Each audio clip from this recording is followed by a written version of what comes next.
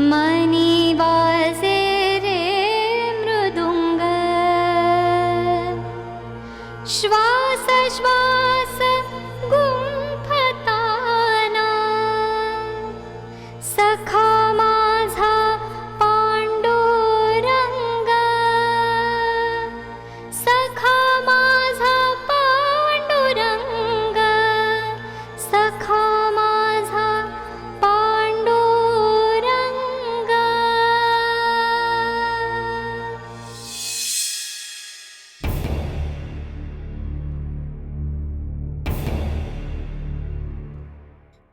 ए बाई, आधी तू सांग की नक्की कोण आहेस आणि खरं खरं सांगा, मग सिद्ध कर ना की तू खरी सकू आहेस। कर सिद्ध। विठुरा, आजवर राहुंची खंबीर साथ होती, पण आज तर राहुंचाही माझ्यावरचा विश्वास टळमळतो असं मला वाटतंय। विठुरा, काय करू रे मी? मला तर कुलूप बंद केलंय, मग मीच सकू आहे कसं सिद्ध करू मी? मी कोंडीत सापडलीये रे, आता तूच मला मार्ग दाखव।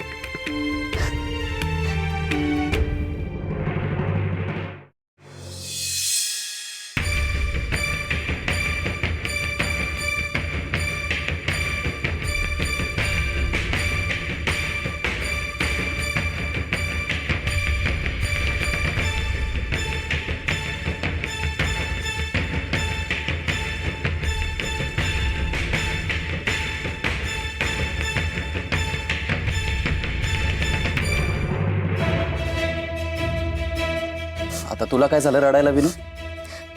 अरे दादा, सखू वहिनीनं अशा प्रकारे डांबून ठेवणं चुकीचं आहे रे। जर त्यानं कुलूप लावून बंद केलंय तर मग ते स्वतःचा खरेपणा कसा सिद्ध करतील? आणि मग पुन्हा त्यांना सगळे जण खोटे ठरवणार आणि छळणार नाही का? अरे विनू, अरे मग अशा परिस्थितीत मी अजून दुसरं काय करायला हवं सांग मला। तुला माझी झालेली कोंडी दिसत नाहीये का विनू? की सकूला डांबून ठेवलं याचा मला आनंद होतोय। अरे पण ज्या सकूच्या नाकात नथ आहे, डोक्यावर जखम आहे, ती नक्की कोण हा प्रश्न मला छळतो।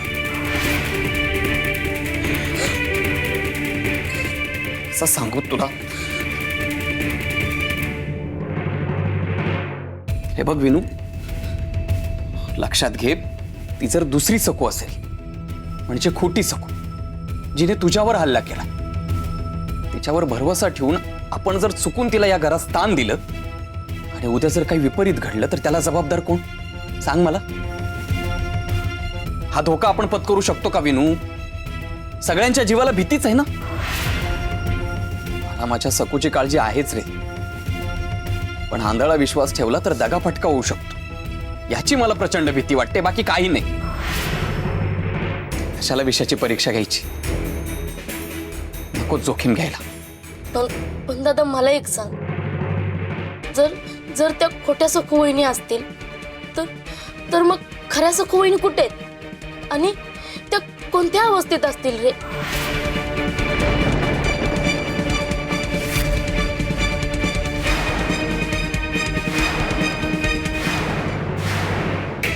तुझ्या त्या गुरुला, लपाड नागोजीला मीच त्याच्या त्या उजाड मठात जखडून बांधून ठेवलंय।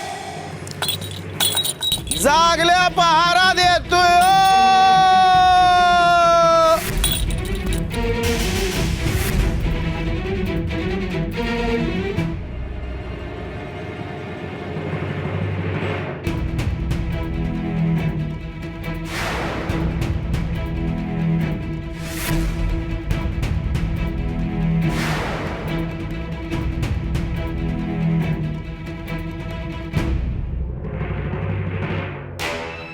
हा नेमका इथेच कशाला थांबला?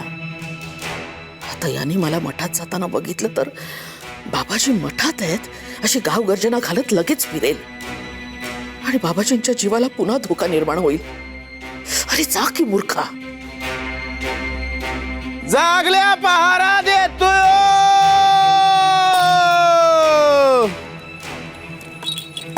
जागल्या पहारा